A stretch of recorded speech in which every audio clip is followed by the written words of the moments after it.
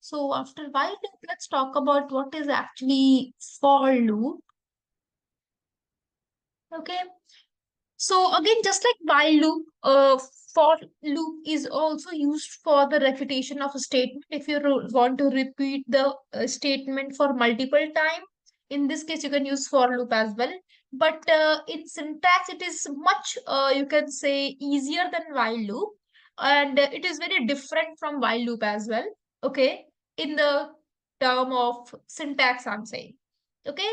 Let's see how for loop works. And what is the syntax basically? So the syntax is like this: for, which is a keyword here, variable, in is a membership operator here. Here you can use the sequence or the range. Okay, colon. Why colon? Because now inside that you can write the whole statement which you basically want to repeat. Okay, because in loop, in every loop, it doesn't matter it's while or for, you want to do the repetition of statement. No, so for is a keyword here. It is just a variable, any variable you can take. In is a membership operator.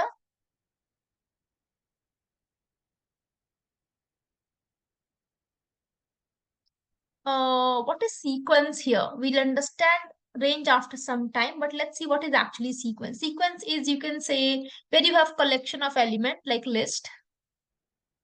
You can say tuple. Sorry.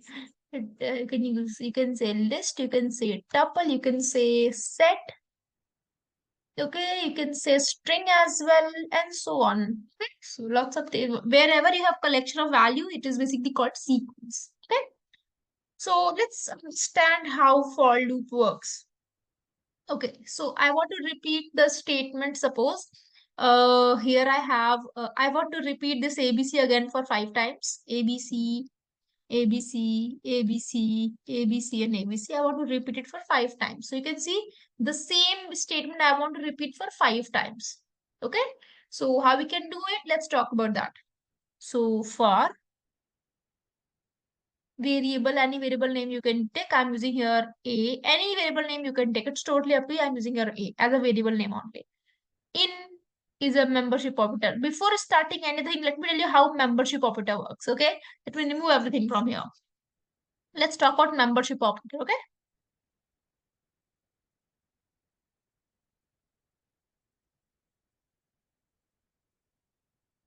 So in Python, we have two membership operators are there. We have in and we have not in. Okay. Let's see how in and not in works. Suppose I have a list here, 2, 5, ABC, 29. I have a list. Okay. Here I'm using 2 in X. One thing you need to remember that always this membership operator will return the Boolean value. So either it will return you true or false. That's it. So 2 in A. That means 2 is a member of X. Yes, 2 is a member of X. In this case, it will return you true. If I'm saying ABC in X, yes, ABC is a member of X. True. If I'm saying 21 in X, no, 21 is not a member of X. So false. Same way, if I'm saying 5 not in A, I mean X. That means 5 is not a member of X, but 5 is a member of X. So false. Same way, 29 not in A. I mean X. Okay. So false because 29 is a member of X, no? Same way. Uh 50 not in A. So 50 not in X. Yes, true. 50 is not a member of X. True. Okay, so this is how actually it always return you either true or false, always a Boolean value. Same way we have one more operator which is called identity operator. Let me tell you.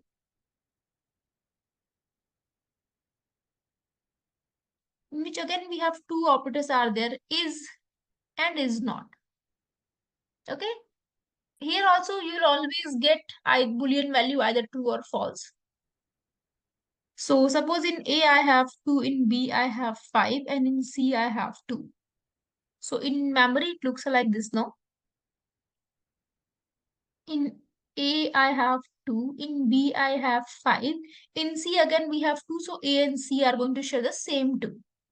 Okay, now you can see uh, A is B. The meaning of this line is ID of A is equal to ID of B.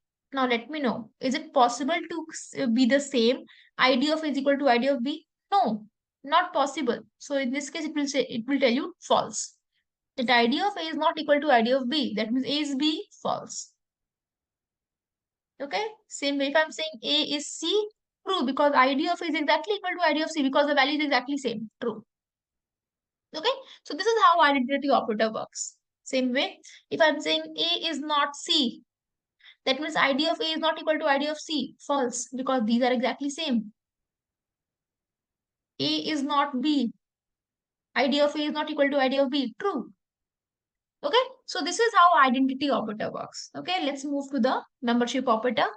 How actually it works in for loop. Okay. Let's do it here. So I want to repeat ABC for 5 times. Okay. Let's see. So for X, any variable name you can take. In is a membership operator here. In sequence I need to use here. So sequence as a list 2, 8, 5, ABC. Okay. So what you want to repeat? I want to repeat. I want to print ABC. Or let me write here. I want to print X, Y, Z. Anything you can write. It's totally up to you. Let's see how it actually works. What will be the output of this code? So for X in this list. So first of all, in X, we got the first value of this list or the sequence. So 2 in this whole list. So let me know whether it is true or false. True, because 2 is a member of this list. True. If true, it executes whatever inside it. That means it prints XYZ. Because it will be next line because n is equal to slash n. Now, next, in X, we have got the next value. So in X, now we have 8. So 8 in this list, true again. If true, it print XYZ. Because it will be next line. Now in X, we got 5, the next value. So 5 in this list, true. If true, print XYZ, cursor is in next line. Now in X, we have ABC. So ABC in this whole list, again true. If true, print XYZ, cursor is in the next line. Now in X, we have no value, so we are out of this block and we have 4 times XYZ. So you can see it repeat the whole statement again and again and again until the given condition satisfied. Okay, so this is how actually it works. Okay, let me give the example here also. Suppose in A, I have this list. Okay, so for X in A. Either you can write it like this or you can just write the whole sentence also or the whole statement also. I just want to print X, Y, Z here. Okay, let's run this code. And X, Y, Z for 4 times. Okay, in place of that, you can write it like this also. Okay, no difference. Run this code and you can see the output. Okay, so this is how actually it works. If you want to check whether in X we are getting the whole value or not, so yes, you can print the value of X also to check it one by one. You can see at first in X we have 2, then 7, then 1, and then ABC. 2, 7, 1, and ABC. So this is how actually it works. Okay, now let me tell you one more example. Okay, this is how you can use a sequence. Let me use some more thing. Like suppose if I'm using here for I'm using here this time of set 2, 7, 1, 7, 7, 8, 3, 7. Okay. And here I just want to print the value of I only. So please pause the video and find it out what will be the output of this code. Okay. Let me tell you. First of all, when you're going to run this code in I, we got the first value. Before that, you can see it is a set. So here we have a duplicate values. No? So it removes the duplicate values from here. So we have 2, 7, 1. Duplicate 7s are there. So ignore it. 8, 3. Again 7, so it ignore the value. So first of all, in I, we got 2. And because it is unordered, so no need to worry about the order. I is equal to 2. So 2 in this set, true. If true, it print the value of I. Value of I is 2 here. Because is in next line. Now 7, 1, 8, and 3. Okay, let's see. So let's run this code. 1, 2, 3, 7, and 8. 1, 2, 3, 7. It is because of it is unordered. Okay, this is how actually it works. I hope how we can work with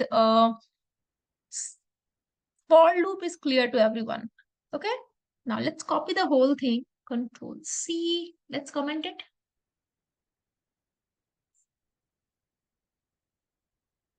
Let me convert this set into a tuple. Okay, and when I'm going to run this code once, it prints the whole value because in tuple there is no problem with the duplicate values. See. Okay, so this is how you can do this. Now, what will happen if I'm writing it like this? For I, any variable name you can take for S in ABC. Print the value of S. Okay, let's see what will happen. So in this case, you can see here, we have ABC in sequence. ABC is again a collection of value, which is A, B, and C. So first of all, in S, we got A. So A in sequence, true. If true, print the value of it, which is A, then B, and then C it will print. Okay. Let's see. Run this code, and you can see the output here. Okay. I hope this point is clear, everyone. Now, one more thing. What if I'm using here the part of dictionary? Let's see. So, suppose I have a dictionary here. Employee is equal to employee. Suppose I'm using here the first employee is triple A. Second employee is triple B. And the third employee is triple C. Okay. I want to print the whole value sequence wise. So for I in EMP, I just want to print the value of I. Now, pause the video and try to find out what will be output of this code. Okay. In the meantime, let me tell you how it actually works. So here you can see for I in EMP. So here we have a sequence, but I is a single value, no? So in a single variable, you can get a single value only. So the first value will take 1. So 1 in employee, true. If true, print the value of which is 1. Then it will, in I, we got the next value and then the next value. Because it checks the comma here. So 1, 2, and 3, it prints. Let's see. 1, 2, and 3. The problem is I don't want 1, 2, 3. I want A, B, triple A, triple B, and triple C. How that will work? In this case, what will happen if I'm using an INJ and I want to print INJ here? So in I it will take 1 and in J it will take triple A every time. Let's see. In this case, you can see it generates one error that we can't unpack it because we do not have a comma, we have a colon and we can't unpack it. So we have a solution here, and that is if I'm using here employee dot values. Now, in values, it always give you the sequence of values here, which is, it looks like this. Triple A, triple B, and triple C. Now, if you remember our dictionary class, let me show you.